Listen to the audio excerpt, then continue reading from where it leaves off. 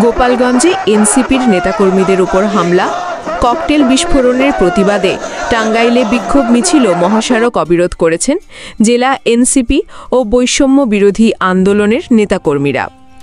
বুধবার বিকালে শহরের শহীদ স্মৃতি পৌর উদ্যান থেকে বিক্ষোভ মিছিল বের হয়ে গুরুত্বপূর্ণ সড়ক প্রদক্ষিণ শেষে ঢাকা টাঙ্গাইল যমুনা সেতু মহাসড়কের নগর জালফই এলাকা অবরোধ করে। এতে মহাসড়কের উত্তরবঙ্গগামী লেমে যানজটের সৃষ্টি হয়ে সাধারণ মানুষের ভোগান্তি সৃষ্টি হয়। আধা ঘণ্টা পরে আন্দোলনকারী অবরোধ তুলে নিলে যানবাহন চলাচল স্বাভাবিক হয়।